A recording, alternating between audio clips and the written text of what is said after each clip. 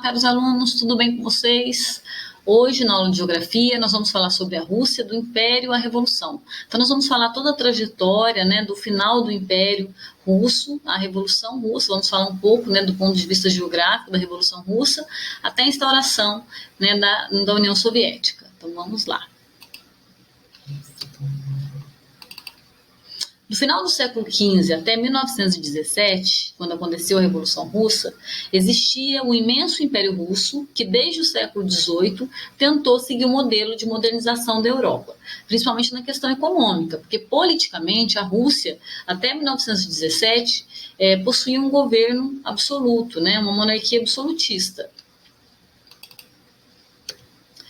No século XIX, o Império Russo alcançou grande desenvolvimento industrial, então eles passaram aí pela segunda Revolução Industrial. E em 1915, estava entre os países mais industrializados do globo, depois do Reino Unido, Estados Unidos, Alemanha, França, Japão. Entretanto, a sociedade era praticamente feudal. Os camponeses pagavam elevados impostos e estavam sob o jugo dos grandes aristocratas, dos grandes proprietários de terra. Os operários baixíssimos e as condições de trabalho nas indústrias eram péssimas. Não existiam leis trabalhistas, as horas de trabalho eram extensivas. No começo do século XX, a Rússia era um dos países mais atrasados do mundo nessa questão social. 80% da população ainda vivia no campo, 90% da população era analfabeta, muita desigualdade social. Os camponeses trabalhavam muito e viviam esfarrapados e famintos. Os nobres viviam em palácios luxuosos e ostentavam muitas joias e vestimentas caras graças ao trabalho, né, difícil dos camponeses e operários, né, que custeavam todo esse luxo. Num país onde a temperatura chegava a 20 graus negativos, os camponeses tentavam se proteger do frio com sapatos feitos de troncos de árvores. Eles não tinham nem sapato para colocar nos pés, né, então eles improvisavam. As cidades mais industrializadas, com maior desenvolvimento ali, eram Moscou e São Petersburgo. Os operários não tinham amparo da lei, era muito comum jornadas de trabalho de 12 horas ou mais, não tinham férias nem aposentadoria. A polícia reprimia ferozmente as greves e o governo sempre protegia os patrões. Aqui está mostrando, né, a população mais pobre. Então a situação era bem crítica. Imagina o inverno russo, né? Agora nós vamos falar do Império ao início do século XX. A economia era praticamente agrária, praticamente, né, os latifundiários controlavam, né, toda a situação,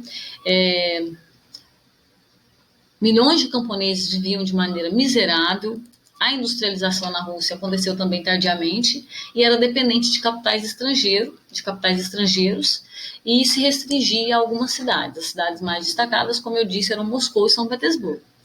A sociedade era muito desigual. Para ter uma ideia, né, para vocês terem uma ideia, a sociedade russa era mais desigual que a sociedade francesa às vésperas da Revolução de 1789. Ou seja, naquele período da Revolução Francesa, a situação era crítica na França. A Rússia, em 1917, era pior, né? Havia o absoluto predomínio da aristocracia fundiária, como eu falei, eles que controlavam, né, tudo, eles que se beneficiavam, e a população era marginalizada, né? Então uma burguesia fraca também, uma massa de camponeses marginalizados, o operariado russo era violentamente explorado, mas já tinha ali uma forte consciência social, né? Então eles começaram a se organizar com o tempo. A Rússia era governada pelos czares. O que é o czar? Czar é o imperador. A palavra czar vem de César, porque lá no Império Romano os imperadores foram chamados de Césares, né? Então na Rússia, czar. Então houve vários czares. O último czar foi o Nicolau II. Então ele tinha um poder absoluto, não havia parlamento, nem constituição. O czar governava de maneira arbitrária, a imprensa era censurada e ninguém poderia criticar o governo porque era preso. O tamanho do Império Russo era imenso, quase 3 vezes o tamanho do território brasileiro.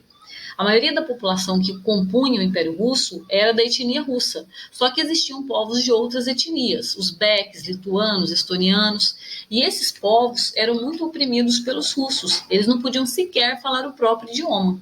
Tanto que nessa época a Rússia era chamada de prisão dos povos. Faltou um fechamento de aspas aqui, tá? Então, prisão dos povos.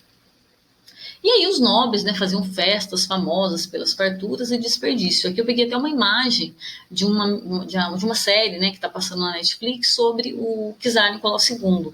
É bem interessante essa série. O Império Russo era oficialmente uma autocracia, isto é, uma monarquia absoluta, com todos os poderes centralizados nas mãos do czar. Né? Essa aqui é uma imagem do Nicolau II. Não havia partidos políticos legalizados, embora as agremiações clandestinas fossem bastante atuantes. E entre essas agremiações clandestinas, a mais importante era o Partido Social Democrata Russo, que em 1903 se dividiu em dois grupos, em dois ramos.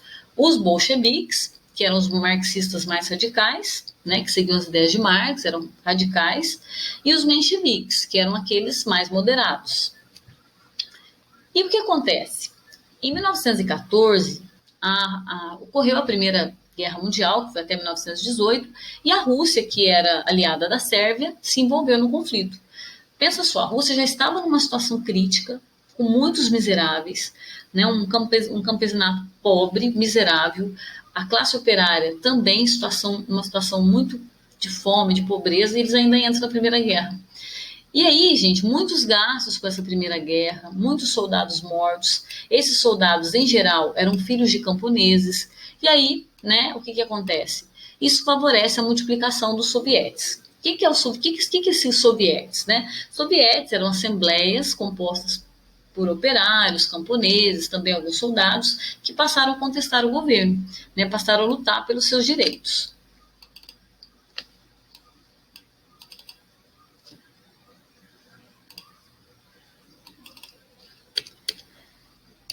Tá. Com o ingresso da Rússia na Primeira Guerra, a situação piorou. Né? A fome, a miséria, a exploração aumentaram.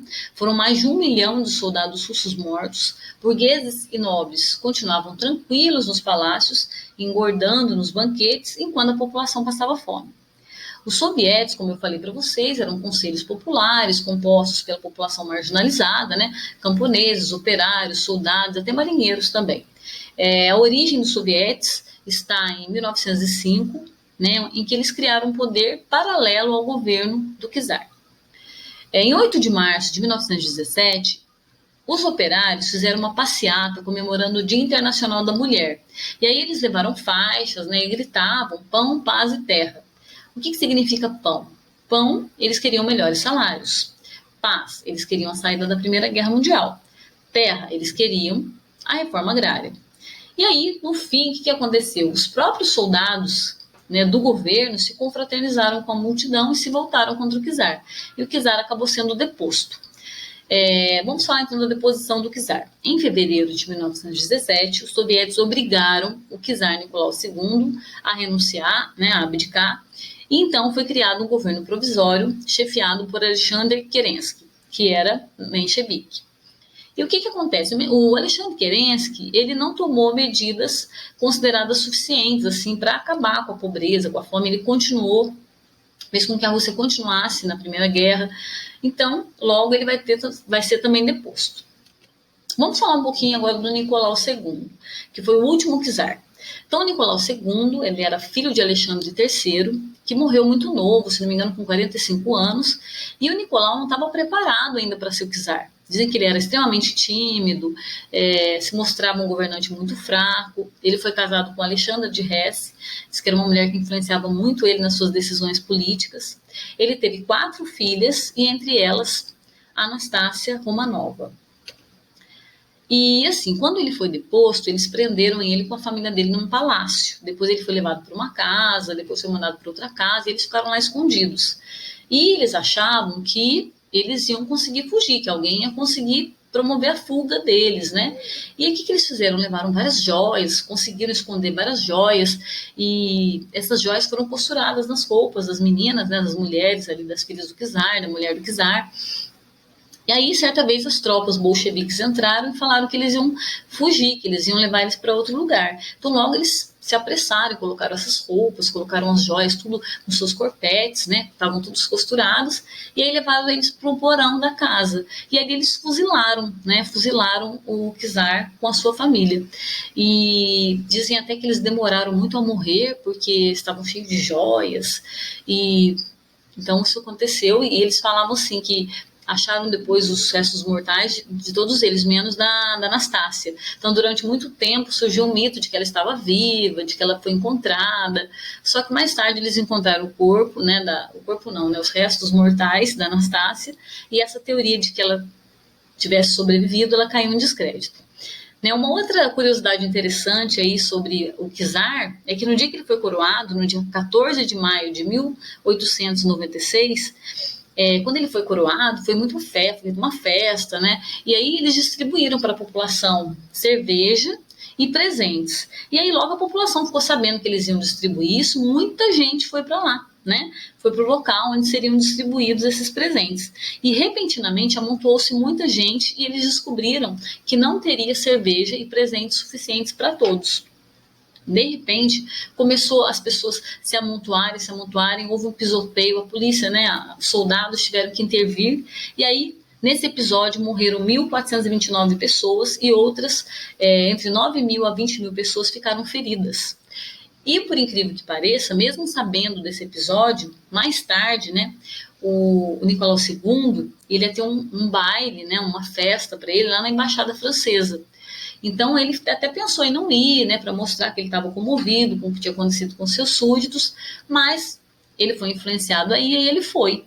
E aí a população ficou mais revoltada com ele, né, porque isso mostrou que ele não sentia pesar nenhum pelos seus súditos, tá? Então muita gente ali morreu e ele simplesmente foi numa festa. Isso mostra toda a fragilidade, né, um governante frágil, fraco, né, não sabia se posicionar. Então ele foi muito criticado durante seu governo. Aqui então são as 4 filhas, né? Essa é a Anastácia, né? Houve rumores que ela tinha sobrevivido, mas ela morreu mesmo. Essa é a última fotografia conhecida do czar Nicolau II, tirada depois da sua abdicação, em março de 1917. Deve ter ficado muito desmoralizado, né, diante do que aconteceu. Nessas condições, fortaleceu-se o partido bolchevique, cujo nome foi substituído no ano seguinte por Partido Comunista, que assumiu o papel de destaque na deposição do frágil governo do Alexandre Kerenski. Então, Alexandre Kerenski se mostrou um governante fraco, não resolveu os problemas, e aí ele também teve que fugir, né? E há rumores até que ele fugiu vestido de mulher. Muita gente contesta isso, mas são teorias. E aí o líder dos bolcheviques foi o Lenin, e ele pregava que todo o poder deveria ser exercido pelos sovietes, e defendia o fim da participação da Rússia na Primeira Guerra Mundial. Com esse discurso, ele obteve o apoio popular e ele foi levado ao poder em outubro de 1917, onde então houve a consolidação da Revolução Russa, né? Todavia, ao assumir o governo, ele revigorou o exército e fortaleceu o Estado, e passou a enfraquecer os sovietes, ou seja, justamente os sovietes que levaram ele ao poder, ele passou a perseguir depois. Então, os sovietes, com o tempo, foram massacrados, pois podiam rivalizar com o Partido Comunista.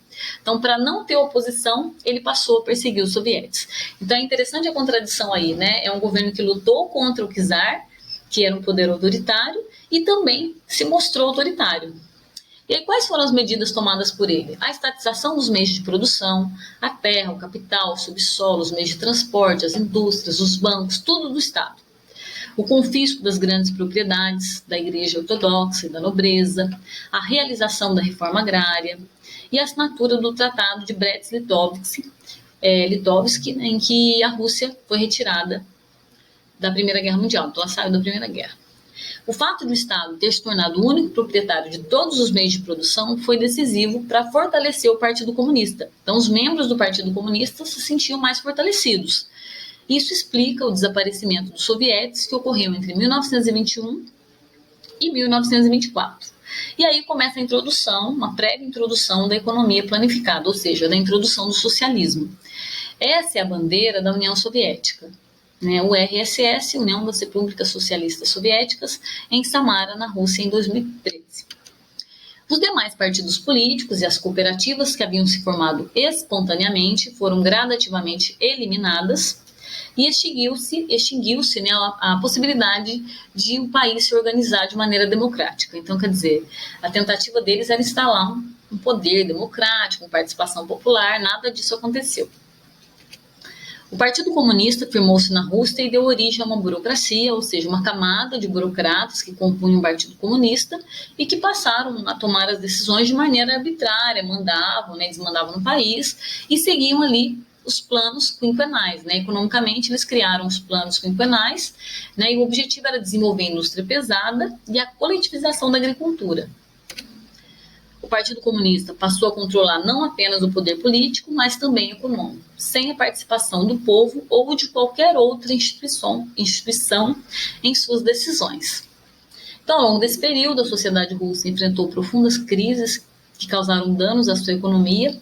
Para se ter uma ideia, em 1916, a Rússia era um dos 6 países mais industrializados do mundo. E em 1921, a produção industrial russa caiu para menos de 20% do total registrado naquele ano. Consequentemente, né, muito desemprego. Né, o número de operários caiu pela metade. Aqui eu coloquei uma imagem, né, com os símbolos do trabalhador que tem na bandeira da União Soviética. O martelo, né, que é o instrumento de trabalho do operário, né, do proletário, e a foice, que é um objeto de trabalho do camponês.